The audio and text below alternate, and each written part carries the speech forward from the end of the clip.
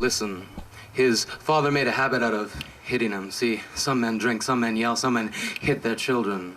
This man did it all because I guess all men want their boys to be geniuses. Beethoven. Little boy living in a house where a name meant nothing. Living in a house where mercy had to be earned through each perfect note tumbling up through the roof to tickle the toes of angels whose harps couldn't hold half the passion that was held in the hands of a young boy who was hard of hearing. Beethoven, who heard his father's anthem every time he put finger to ivory. It was not good enough. So he played slowly, not good enough. So he played softly, not good enough. So he played strongly, not good enough.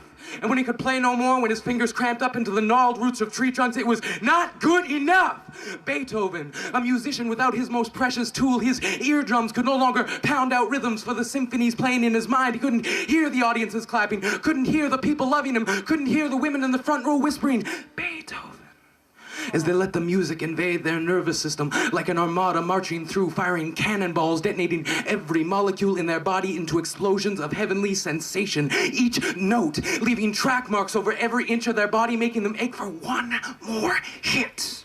He was an addiction, and kings, queens, it didn't matter. The man got down on his knees for no one, but amputated the legs of his piano so he could feel the vibrations through the floor. The man got down on his knees for music. And when the orchestra played his symphonies, it was the echoes of his father's anthem repeating itself like a book and record. It was not good enough. So they played slowly, not good enough. So they played softly, not good enough. So they played strongly, not good enough. So they tried to mock the man, make fun of the madness by mimicking the movements, holding their bows a quarter of an inch above the strings, not making a sound. It was perfect.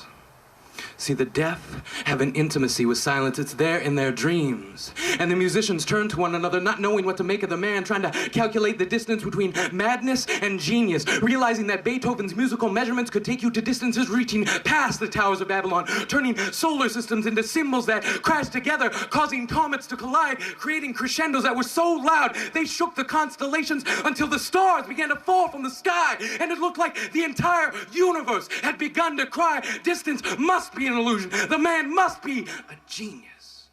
Beethoven, his thoughts moving at the speed of sound, transforming emotion into music.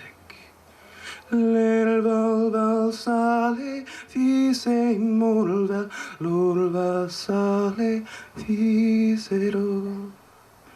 And for a moment, it was like joy. It was a tangible thing, like you could touch it.